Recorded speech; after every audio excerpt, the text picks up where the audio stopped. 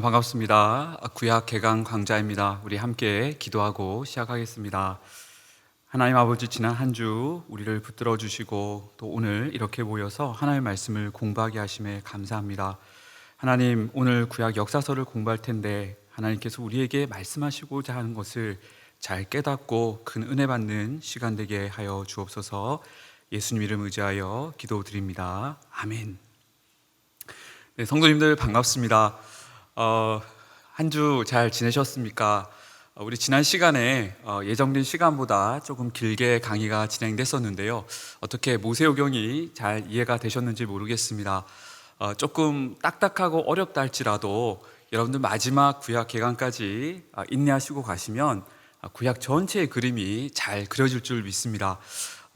저는 이렇게 잠시 강의하지만 이 강의를 준비하는데 많은 시간이 걸렸고 또 제 유학 기간 동안 저를 가르쳐 주셨던 그 교수님들의 평생의 연구가 여기에 녹아있기 때문에 여러분들 꼭 조금 마음이 흔들리는 성도님 계시면 서로 격려하면서 같이 가시면 좋을 것 같습니다. 오늘은 역사서, 선지서를 같이 살펴볼 텐데요. 왜 이것을 같이 살펴봐야 할까요? 우리 구약 성경을 크게 네 파트로 나눌 수 있다라고 했지요. 율법서인 모세오경, 또 역사서, 선지서, 시가서로 말입니다.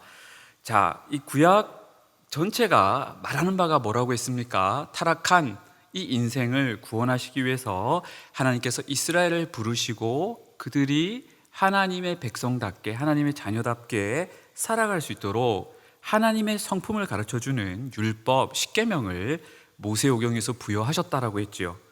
이제 역사서는요, 이스라엘 백성들이 이 율법대로 살아갔느냐, 그것을 조명하고 있습니다. 자, 그런데 이 이스라엘의 역사 가운데 이들이 율법에서 벗어났을 때, 다시 말해 하나님을 사랑하지 않고 우상 숭배에 빠지고 또 불순종에 빠질 때에 그때마다 하나님께서 선지자들을 통해 이스라엘을 깨우치신 것을 보게 되는데요. 자, 예를 들어서 북이스라엘의 역사를 살펴볼 경우에 예를 들어서 아방 시대 때 하나님께서 엘리야와 엘리사와 같은 선지자를 보내셨고 또 북이스라엘 역사 말기에 아모스와 호세아 선지자를 보내셨던 것을 보게 됩니다. 자, 무슨 말이냐면 이스라엘의 역사와 선지자들의 선포는 뗄래야 뗄 수 없는 함께 가는 구조라는 것이에요. 그래서 제가 이번 강좌에서 특히 시도하려는 것은 우리 구약의 역사서의 내용을 살펴보면서 그 시대적 맥락 속에서 선포했던 선지자들의 메시지를 같이 살펴보려고 합니다. 남유다의 경우도 마찬가지지요. 북이스라엘이 아수르에서 망한 그 시점에 하나님께서 이사야와 미가 선지자를 보내셨고 또 남유다 역사 말미에 이러한 선지자를 보내신 것을 보게 되는데 이런 맥락에서 우리가 역사서, 선지서를 함께 살펴보도록 하겠습니다. 자, 오늘 나갈 진도는 다음과 같습니다. 약속의 땅 가나안에서의 이스라엘의 이제 역사를 살펴볼 텐데, 자, 이 이스라엘이 가나안 땅에서 정말 율법대로 신실하게 살아갔느냐, 그것을 1기부터 3기까지 특히 여호수아서부터 사무엘 상하의 내용까지 살펴보겠습니다. 우리 지난 시간 강의가 장시간 지속되다 보니 조금 쉽지 않다라는 말씀이 있으셔서 여호수아서를 살펴본 뒤에 잠시 쉬고 사사기 룻기를 살핀 뒤 또 2분간 쉬었다가 마지막으로 사무엘 상하를 공부하는 그런 패턴으로 나가도록 하겠습니다. 자, 그러면 우리 지난 시간까지 배웠던 우리 모세오경을 한번 짧게 요약해 보도록 할까요? 하나님께서 타락한 이 세상을 구원하시기 위해서 한 사람 아브라함을 선택하시고 아브라함이 어둠으로 가득 찬 이 세상 가운데 하나님의 거룩한 백성이 되는 어떤 시발점이 되기를 원하신다고 하셨습니다. 그래서 아브라함, 이삭, 야곱의 계보를 잇는 이 창세기의 내용은 하나님께서 인류를 구원하실 민족을 세워가는 과정이다. 그리고 모세오경은 이제 이스라엘이라는 국가를 세워가시는 과정이라고 말씀을 드렸습니다. 자, 먼저 이런 차원에서 모세오경의 출애굽기는 구원의 책이다. 그래서 모세가 출생하여서 이스라엘 백성들을 출애굽시키고 시내생까지 이끌어가는 그 과정이 구원에 관한 내용이다. 자, 다음으로 시내산에 도착해서 하나님께서 긴 율법을 선포하신 것을 볼 수 있는데요. 먼저 출애굽기 19장부터 24장까지는 하나님께서 이스라엘을 구원하신 목적을 설명한다고 했습니다. 뭐라고 했죠? 너희는 거룩한 제사장 나라다. 한마디로 빛과 소금으로 부르셨다라는 거죠. 자, 이런 빛과 소금으로 살아가기 위해 하나님의 성품을 알아야 되는데, 그런 의미에서 십계명을 주시고 하나님 백성으로 언약을 체결하시는 그런 시간을 가집니다. 자, 그 다음으로 출애굽기 25장부터 40장까지는 이제 타락 이후에 하나님과 인류의 관계가 단절되었는데 하나님께서 이스라엘 백성들과 에덴 동산에서처럼 함께 하시겠다는 거예요. 자, 그러기 위해서는 성막이 필요했다라는 거죠. 그래서 출애굽기 25장부터 40장까지는 이제는 하나님이 이스라엘 진영 정중앙에 함께 하실 성막을 지으라는 규정을 주셨습니다. 여러분, 이게 구원이죠. 구원이란 우리가 하나님과 다시 함께하는 것, 함께 걷는 것이 구원임을 여기서 발견하게 되는 거예요. 그래서 출애굽기의 이 마지막 부분은 하나님과 동행하며 예배하는 삶을 이야기하고 있다라고 했습니다. 자, 그러면 레위기서는 어떤 내용을 담고 있다라고 했습니까? 이제 하나님께서 이스라엘 백성 진영의 정중앙에 함께 계시는 거잖아요. 그 거룩하신 하나님 앞에서 생존하며 함께 하기 위해서는 이스라엘 백성들이 거룩하신 하나님의 성품을 따라 거룩하게 살아야 됐다는 거예요. 이런 의미에서 레위기는 어떻게 거룩하게 살아가는지, 어떻게 죄를 지으면 율법을 어기며 회개하고 날마다 성화의 삶, 정결한 삶을 사는지를 가르쳐주는 책이다라고 했습니다. 자, 마지막으로 민수기 1장부터 10장까지는요 시내산에서 이제 마지막 기간인데요, 가나안 땅으로 행진을 앞두고 진군 관련 규정들을 주신 내용인데, 자, 여기서는 핵심 이거예요. 너희들이 정결해야 된다. 하나님이 너희들을 이끌고 가나안 땅으로 갈 텐데 이 진군과 가나안 땅을 얻는 것의 핵심은 너희들의 정결함이 있다라는 것을 여기서 말씀해 주십니다. 자, 그리고 나서 이제 민수기 10장부터 마지막 장까지는 이스라엘 백성들이 진짜로 광야를 지나서 저 가나안 땅 문턱 앞까지 가는 내용을 담고 있는데요. 자, 여기서는 어떤 내용을 다룬다고 했죠? 하나님이 이스라엘 백성들을 인도해 가시고 연단에 가시는 과정을 그리고 있다라고 했습니다. 우리에게 적용하자면 우리는 저 천국 가나안 땅을 향해 가고 있는데 때로는 우리는 믿음이 연약하기도 하고 하나님께 원망불평도 한다라는 거예요. 자, 그런 우리의 미성숙함을, 우리의 어떤 불신적인 마음을 하나님께서 변화시키시고 정말 하나님을 사랑하고 하나님을 신뢰하는 그런 백성으로 다듬어 가셔야 된다는 거죠. 그래서 민수기서가 우리에게 보여주는 것은 하나님이 우리를 저 천국까지 인도해 가시지만 우리도 그 과정에서 여러 연단을 통해서 더 거룩하게 변해가는, 성화되어가는 그런 그림을 여기서 발견할 수 있는 것입니다. 자, 마지막으로 이제 신명기서는 이제 이 40년 광야 기간을 통해 1세대들은 죽고 2세대들은 정말 이제 참 신실한 믿음의 세대로 거듭나게 된 거죠. 정말 40년 광야 생활의 효과를 톡톡히 본 건데요, 이 다음 세대가 가나안 입성을 앞두고 모세에게 마지막 고별 설교를 듣는 것이 신명기서라고 했습니다. 여러분, 결국 이 다음 세대에게 가장 중요한 게 뭡니까? 이들이 변함없이 하나님을 사랑하고 하나님의 신실한 백성으로 살아가는 것이 중요하지 않겠습니까? 또 다음 세대에게 계속 부지런히 신앙을 계승할 필요가 있는데, 이것이 어떻게 보면 살을 건 문제인데 이 부분을 신명기서가 이제 주고 있는 거죠. 다음 세대를 준비하는 내용이다. 자, 그러면 오늘 우리가 살펴볼 역사서에 있어서 가장 중요한 포인트는 하나님이 아브라함과 약속하셨던 가나안 땅에 이제 이들이 들어가서 정착하게 된다는 내용인데요. 자, 왜 하나님이 가나안 땅을 주신다고 하셨습니까? 어두운 세상 가운데 이 세 개의 대륙이 교차하는 이 가나안 땅이 정말 인류의 구원의 어떤 회복의 중심점이 될 수 있도록 이 가나안 땅을 특별한 땅, 하나님이 함께 하시고 정말 온 세상에 복이 되는 땅으로 만드시겠다라고 하신 것입니다. 자, 그런데 하나님은 아브라함에게 이 가나안 땅을 즉시 준다고 하지 않으셨습니다. 왜냐하면 가나안 족속들의 제약이 아직 가득 차지 아니하였기 때문에. 그래서 아브라함은요 무려 700년이나 기다려야 했다라는 것이죠.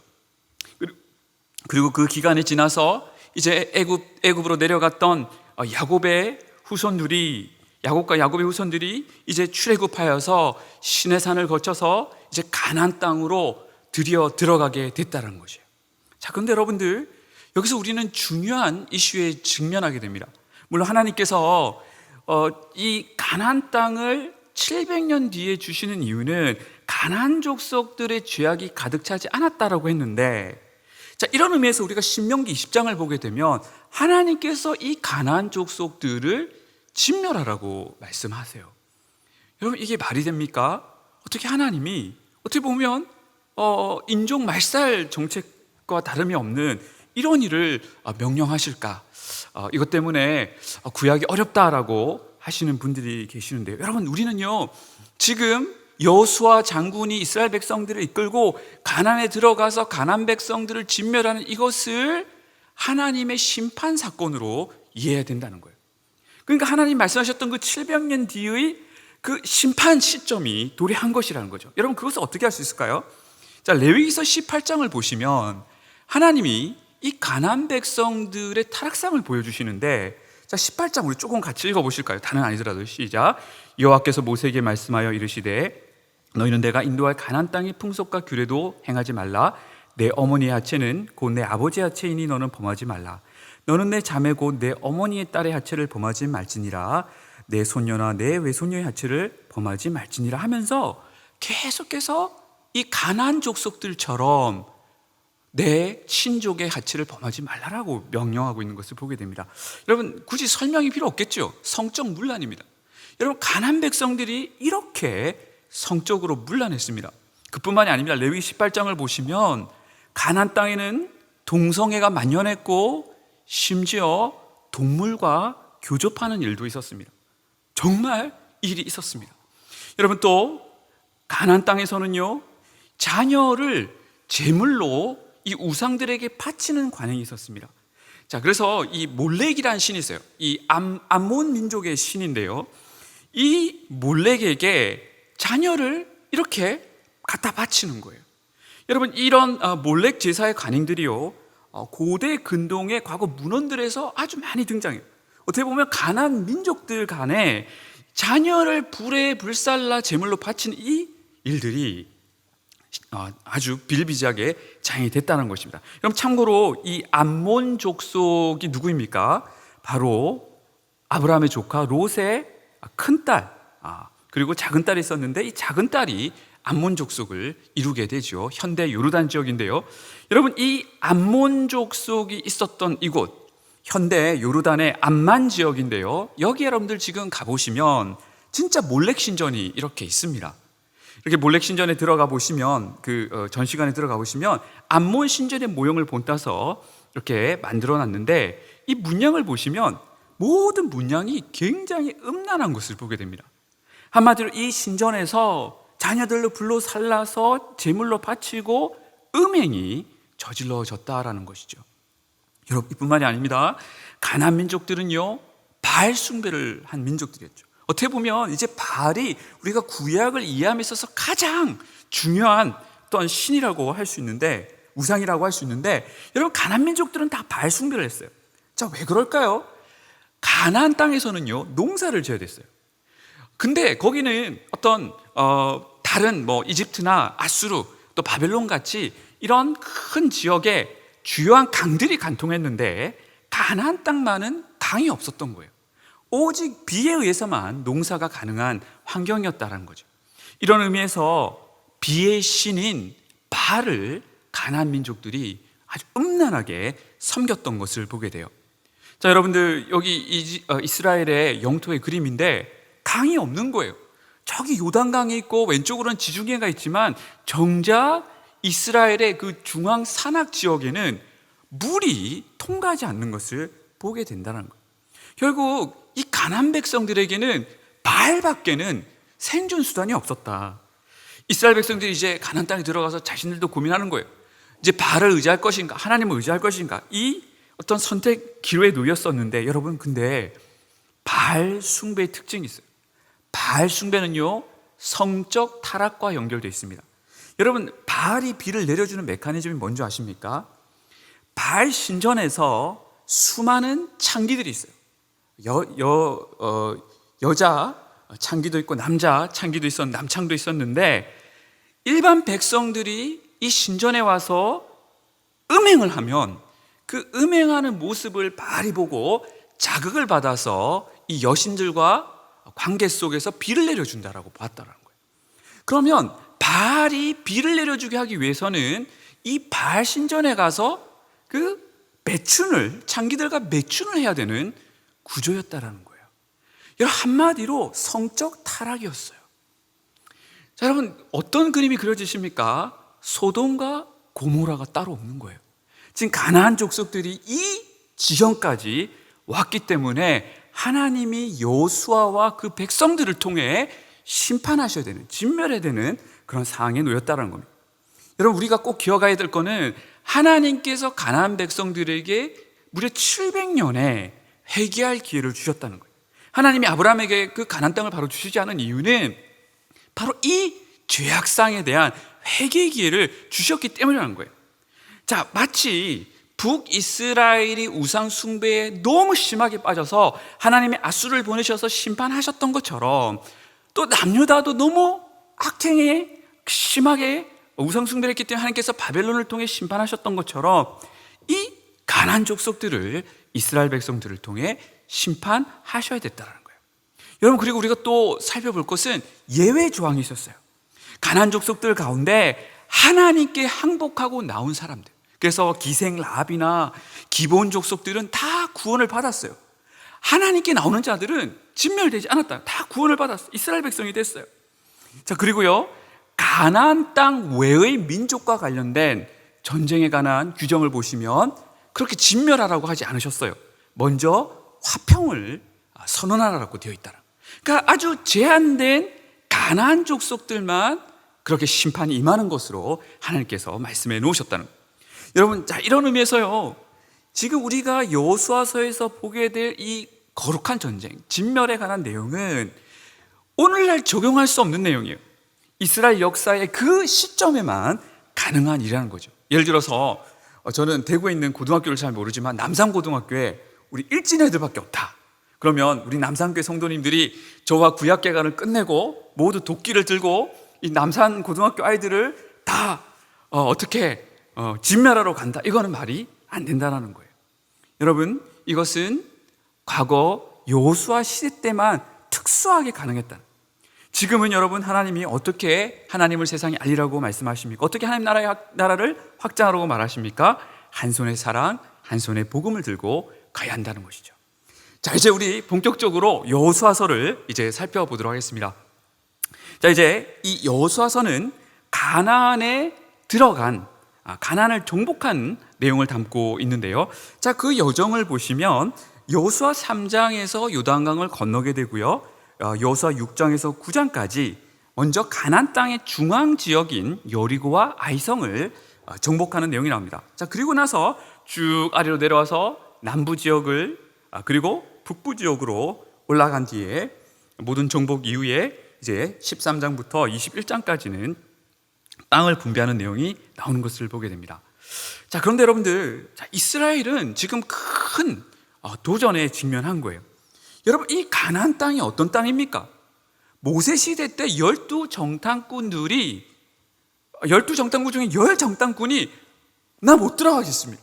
자, 거기는 주민들이 강하고 성읍은 견고하고 거기에 거인족 안악 자손을 보았습니다라고 했던 그 무시무시한 그런 족속들이, 민족들이 사는 곳이었다는, 오직 여호수아 갈렙만이 믿음으로 그것을 바라봤는데, 이제 드디어 이들이 이 무시무시한 가나안 족속들을 직면해야 되는 시점이 온 것이죠. 결국 이스라엘 백성들에게 필요한 것은 무엇이었을까요? 결국 하나님에 대한 믿음이었다는 거예요. 자신들의 군사력으로 이겨낼 수 없는 곳이에요. 오직 하나님의 신실하심 때문에 정복 가능한 그런 전쟁이기 때문에 그들은 오직 믿음으로 나가야 하는 그런 도전에 직면을 했습니다. 자, 그러면 우리 여호수아서의 구절을 볼 텐데요. 여러분, 여호수아의 구조는 결국 하나님이 주체가 되어서 이끌어 가시는 구조예요. 자, 그래서 우리가 크게 네 파트로 나눌 수가 있는데요. 자, 우리 옆에 보시면 키워드가 있죠. 건너라, 취하라, 나누라, 섬기라.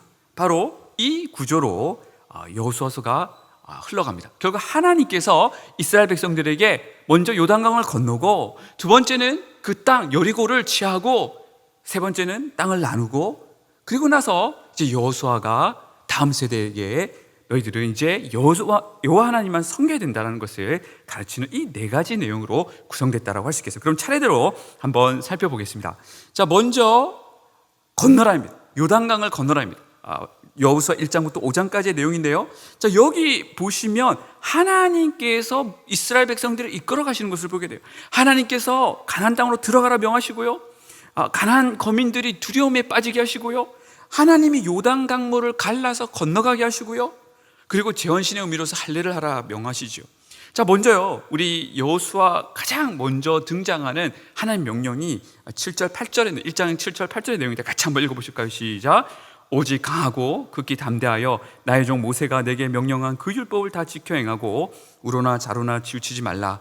그리하면 어디로 가든지 형통하리니 이 율법책을 내 입에서 떠나지 말게 하며 주야로 그것을 묵상하여 그 안에 기록된 대로 다 지켜 행하라. 그리하면 내 길이 평탄하게 될 것이며 내가 형통하리라. 자, 지금 여호수아에게 하나님의 당부하신 어떤 이 가나안 정복의 핵심 비결이 뭐냐, 뭐 핵무기를 만들어라 이런 거 아니에요. 훌륭한 전술, 행정력 아니에요.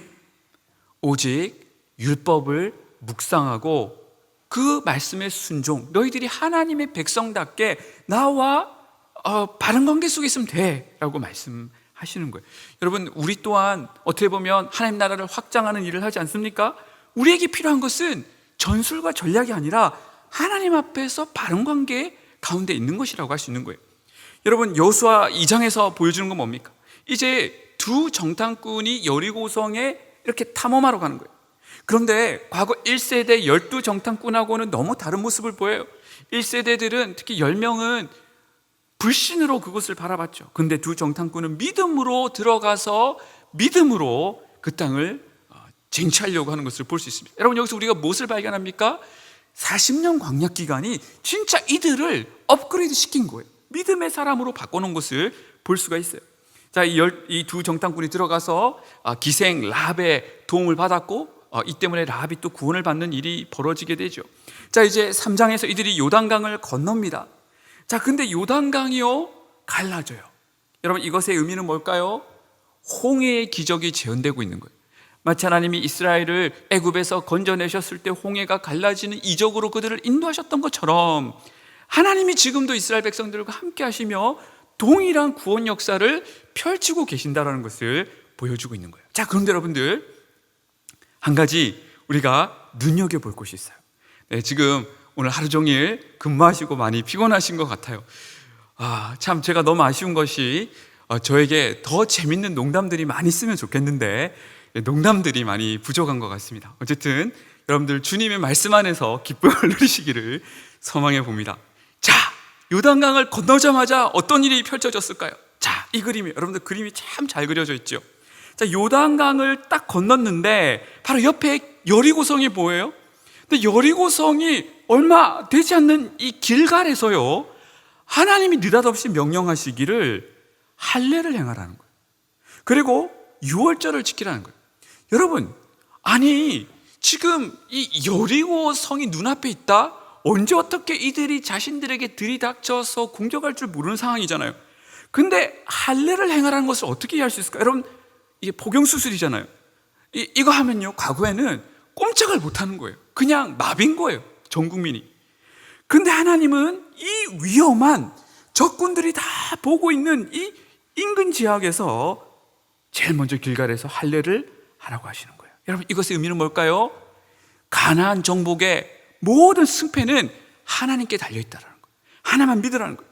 자, 그리고 여러분, 할례의 의미는 뭔가요? 이 새 시대가 펼쳐졌는데 너희들을 구원하신 이유는 너희들이 할례받는 민족, 마음에 할례받는 민족, 하나님을 자발적으로 사랑하는, 율법의 가르친 대로 살아갈 그 거룩한 백성으로 삼기 위함이야. 그런 백성으로 이 땅에서 살아야 돼. 이것을 상징적으로 알려주기 위해서 첫 걸음부터 할례를 행하게 하는 거예요. 자, 그리고 유월절을 지키게 해요. 여러분, 유월절은 결국 뭔가요? 예수 그리스도의 대속의 은혜인 거예요. 결국 이 새 땅에서 살아갈 수 있는 근거는 예수님의 십자가 공로다라고 이것을 가르쳐주고 시작하게 하는 거예요. 자, 이 할례가 있은 뒤에 갑자기 여호와의 군대 장관이 쫙 나타납니다. 여러분, 이것의 의미는 뭘까요? 지금 하나님께서 직접 앞장서셔서 이 가나안 족속들을 심판하시고 이 땅을 이스라엘 백성들에게 주시려는 모습인 거예요. 자, 근데 이때 여호수아가 질문하죠. 군대 장관님, 우리를 위함입니까? 적들을 위함입니까? 이때 여호와의 군대 장관의 대답이 무엇입니까? 양쪽도 아니니라. 여러분, 이것의 의미는 뭘까요? 지금 하나님이 신실하게 이스라엘 백성들을 구원하시고 가나안 땅을 주실 거예요. 그런데 이스라엘 백성들에게 있어야 될 조건이 있어요. 그것은 이 하나님을 온전히 신뢰하고 순종하는 것이라는 거예요. 자, 그것만이 키라고 여기서 말을 하고 있는 거예요.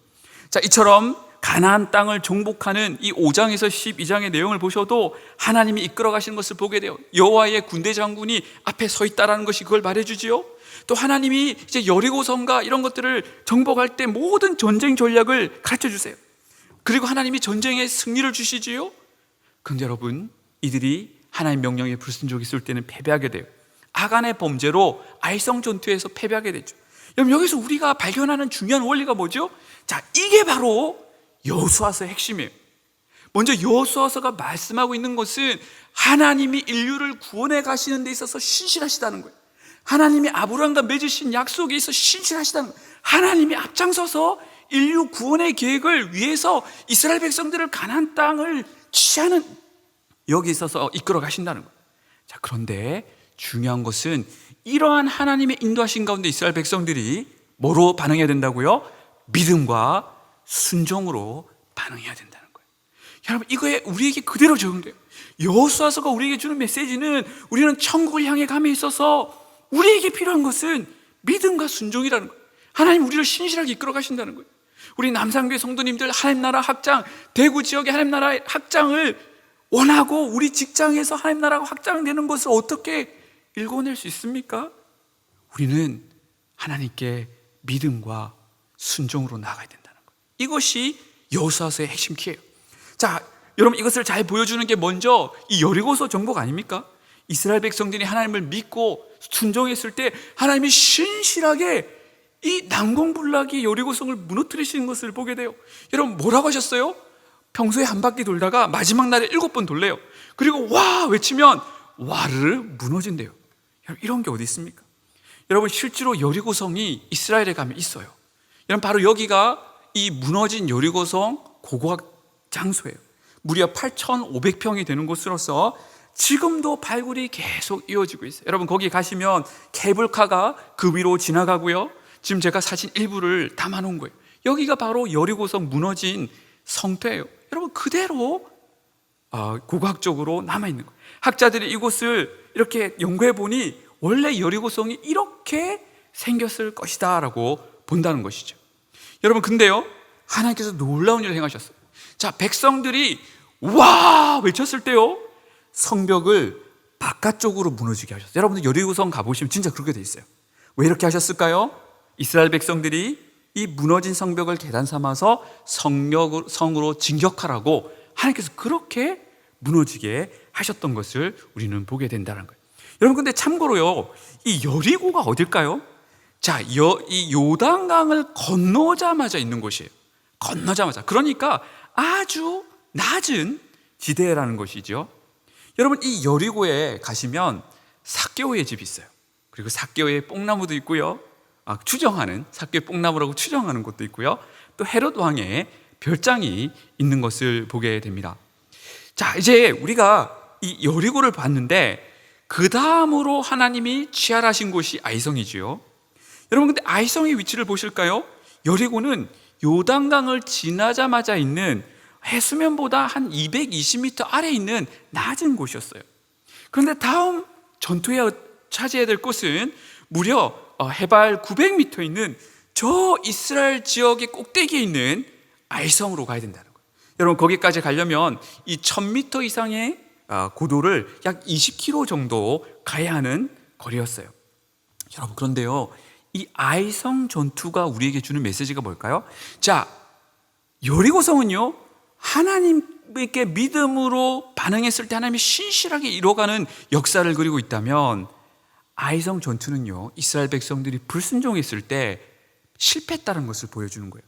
여러분, 아이성은요, 여리고 성에 비하면 그렇게 요새화되지 않은 아주 쉽게 정복할 수 있는 성이었어요.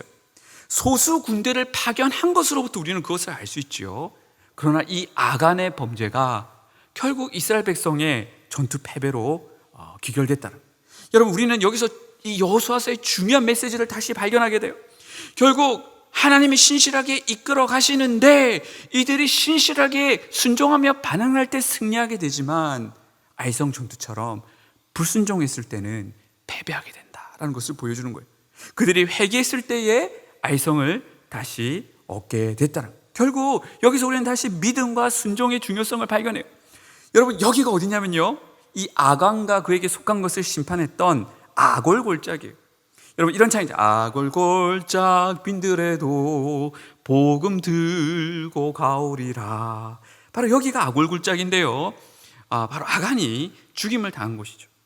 자, 이 찬양의 의미는 하나님의 말씀을 거역하는 완악한 지역에도 제가 복음을 들고 가겠다라는 의미로 볼 수가 있겠지요.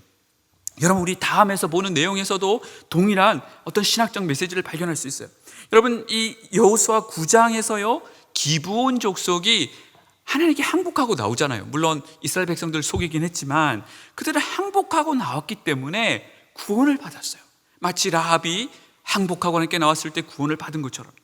그러나 여호수아 10장부터 12장까지 보여주는 그림은 이스라엘을 가나안 족속들이 대적했을 때, 그러니까 기브온 족속과 다르게 대적했을 때는 그들은 하나님의 심판 가운데 멸망하게 되었다는 것을 보게 되는 거예요. 여러분, 하나님 이들을 어떻게 멸망하셨어요? 태양을 멈추게 하고 하늘에서 엄청난 이 우박 덩어리를 내려서 다 죽게 하셨잖아요. 이거예요. 결국 가나안 족속 가운데 하나님께 나오는 자들은 구원을 받지만 끝까지 완악한 자들은 심판을 받는 것을 여기서 보여줘요. 그래서 여러분들, 이 가정으로 중앙 지역부터 남부 지역, 북부 지역에 이렇게까지 정복이 이루어졌는데요, 결국 이것의 의미는 하나님 나라가 확정되고 구현되는 거예요. 하나님이 아브라함에게 약속하셨던 인류 회복의 그 센터가, 어떻게 보면 안식의 장소가, 하나님의 나라가 이렇게 만들어지는 과정이다라고 우리는 볼 수 있다는 거예요. 자, 우리가 이제 첫 번째 내용을 살펴봤으면 이제 두 번째 내용이에요. 땅을 다 이제 대부분 차지했으니 땅을 분배해야 되죠. 그래서 13장부터 21장까지의 내용은 뭐죠? 땅을 나누라예요. 나누라. 이제 하나님이 아브라함과 약속하셨던 그 땅을 취했으니 나누라는 거죠. 그래서요, 자, 이 요단강을 딱 중심으로 이스라엘을 반토막 내볼까요? 자, 요단강 동쪽에 이렇게 루벤, 갓, 므낫세의 반지파가 자리를 차지하게 돼요. 그리고 나머지 9지파 반은 요단강 서쪽에 제비를 뽑아서 땅을 분배받게 되지요. 자, 그런데요, 여기서 아주 우리가 눈여겨볼 사건이 하나 있어요. 땅을 분배하는 과정 가운데요, 자, 유다 지파의 땅을 나눌 때에, 자, 여호수아 14장에서는 갈렙이 받은 땅, 그리고 여호수아 15장에서는 유다가 받은 땅이 소개되는데요, 자, 왜 갈렙이 받은 땅이 특수하게 소개되고 있는 것일까요? 자, 갈렙은요, 이제 여호수아에게 나와요. 그리고 자신이 45년 전에 모세 시절에 12정탐꾼과 함께 가나안에 정탐하러 갔을 때를 회고하는 거예요. 제가요, 그때는요, 우리 같이 갔던 다른 정탐꾼들이 그 큰 안악자손을 보고는 다 무서워서 마음이 녹아서 다 불신앙에 빠졌잖아요. 그래서 40년간 광야 생활을 했잖아요. 자, 그런데요, 하나님께서 그 안악자손이 있는 그 땅을 저에게 주신다고 약속하셨어요. 여호수아님, 저는 지금 나이가 85세의 할아버지예요. 그러나 하나님이 분명히 저 안악자손이 있는 저 땅을 저에게 주신다고 하셨기 때문에 저는 여호와의 말씀을 믿고 이 노인인 제가 그 땅에 가서 그 땅을 취하겠습니다 라고 말을 하는 거예요. 여러분, 갈렙 대단하지 않아요? 여러분, 이 안악자손이 있었던 이 땅이요, 지금 이스라엘의 헤브론이에요. 거기에 포도도 있고 무화과도 있는 아주 풍부한 지역인데, 거기 이 거인족들이 살았고 그들 때문에 이 열 정탐꾼들의 이 가슴이 녹았다는 거예요.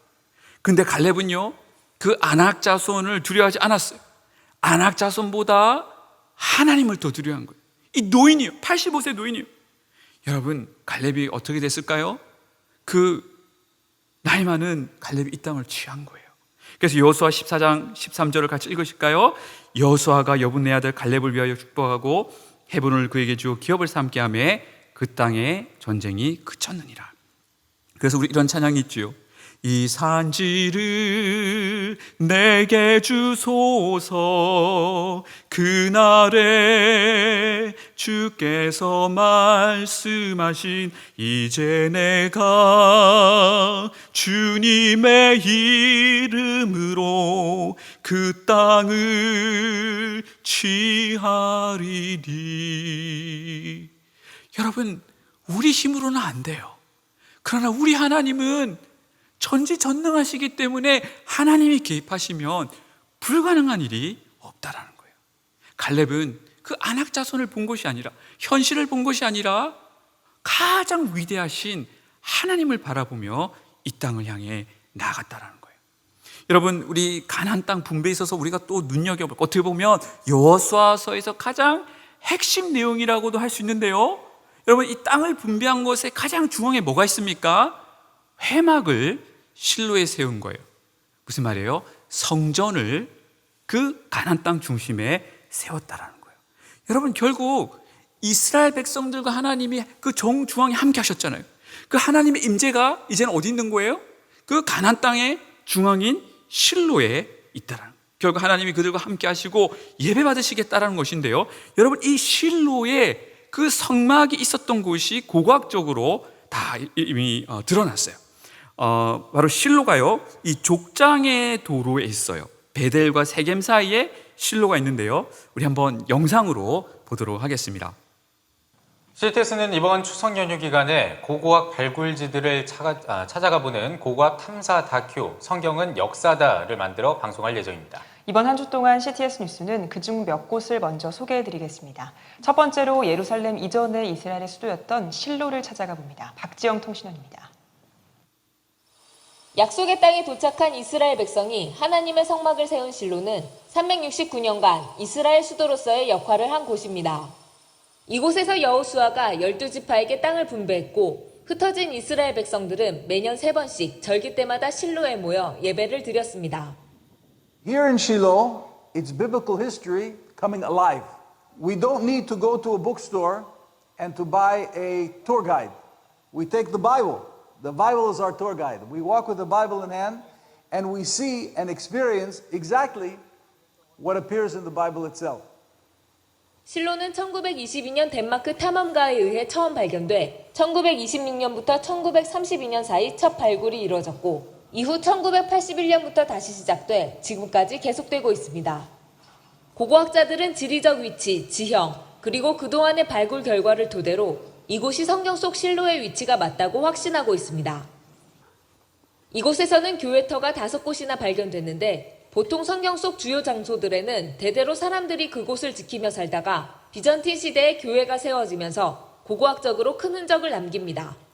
결정적으로 그중 한 곳에서는 예수께서 실로 백성들을 축복하시길이라는 글자가 새겨진 모자이크가 발견됐습니다. 성막이 세워진 위치도 정확히 추정해냈는데 그 근거를 성경에서 찾습니다. 사무엘 4장에서 베냐민 사람이 블레셋과의 전쟁에서 패했다는 소식을 엘리 제사장에게 전하러 온 장면을 그 첫 번째 근거로 삼습니다. The entrance to the city is from the south, because all the other places have a steep wall. It's obvious. It had to walk through the city, go to the tabernacle. That means that the tabernacle was north of the city. 옆에 이 벽이 이렇게 쌓여 있는데 이것이 성경에 나오는 회막의 넓이하고 일치합니다. 그리고 또 길이도 성경의 회막의 길이하고 일치합니다. CTS에서는 성경을 증명하는 고고학 발굴지들을 찾아가 발견된 유물과 유적, 그리고 성경적 의미를 심도 깊게 살펴보는 고고학 탐사 다큐 성경은 역사다를 제작했으며, 실로를 포함한 다양한 성지를 프로그램을 통해 확인할 수 있습니다. 이스라엘에서 CTS 뉴스 박지영입니다. 네, 이제 이렇게 성막을 세운 여호수아가 임종이 가까웠습니다. 그래서 이제 마지막 내용을 우리가 살펴볼 차례인데요. 여호수아는 자신의 죽음을 앞두고 다음 세대들에게 여호와만 섬기라는 명령을 내리고 이제 마지막을 하게 되는 것을 보게 되죠. 그래서 예를 들어 여호수아 24장의 내용을 보시면 먼저 1절에서 13절까지는 하나님이 이스라엘을 위하여 행하신 일에 대한 회상을 한 뒤에 14절에서 24절까지는 백성들이 하나님만을 섬기겠다고 다짐하도록 이끕니다. 그리고 백성들과 다시 언약을 새롭게 맺으면서 결국 여호수아는 죽게 되는데요. 여러분 여기서 우리가 무엇을 발견합니까? 마치 모세가 임종 직전에 이스라엘 백성들에게 오직 하나님만 사랑하라 라고 명한 것처럼 여호수아도 마지막 그런 유언을 남기고 떠나는 것을 보게 된다는 거예요. 여러분 이렇게 이 마지막 어떤 다음 세대와 마지막 유언을 하고 하나님만 섬기도록 언약을 체결하는 과정에서 여호수아는 계속해서 하나님이 우리를 이끌어 오셨다라고 말합니다. 하나님이 택하셨고 하나님이 주셨고 하나님 보내셨고 하나님 이끌어 주셨고 하나님께서 구원하셨다는 등의 하나님이 친히 이끄신 역사를 설명한 뒤에 그 신실하신 하나님을 사랑하고 그분만 섬기라는 내용을 마지막으로 하고 있는 것을 보게 됩니다. 자, 그러면 이제 우리가 여호수아서를 마무리하면서 이것을 우리에게 어떻게 적용할 수 있을까요? 여러분 우리도 이 여호수아의 가르침대로 정말 하나님만 믿고 순종하는 가운데 하나님이 이끄시는 삶을 살아가야 할 것입니다. 여러분 특히 우리가 이 하나님 나라를 확장하는 일에 다 쓰임받기를 원치 않습니까? 그것의 핵심은 우리가 믿음과 순종으로 반응하는 것입니다. 여러분 저도 목사인데요. 매주일 이 설교를 할 때에 어떻게 저의 이 연약한 저를 통해서 영혼들이 변화되겠습니까? 저는 아무것도 할 수 없는 인간에 불과합니다. 그런데요, 오직 저는 하나님만 믿고 가는 거예요. 그리고 한 주 동안 그 말씀을 묵상하고 말씀대로 살려고 해요. 정말 정결함을 유지하기 위해 노력해요. 기도해요. 제가 그렇게 일주일을 살면요, 주일날 그냥 저는 아무 능력도 없지만 하나님을 의지하면서 말씀을 전할 때에 영혼들이 변화되는 역사가 일어나더라고요. 여러분 이겁니다. 우리는 아무것도 할 수 없지만 하나님은 모든 것을 하실 수 있는데 결국 우리가 그 하나님을 온전히 신뢰하고 순종하며 나아갈 때에 우리가 살아가는 이 삶 가운데 우리 직장에서 이 대구 시를 하나님의 나라로 바꿔가는 일이 있어서 하나님의 놀라운 능력을 경험하실 줄 믿습니다. 잠시 2분 쉬었다가 다음을 살피도록 하겠습니다.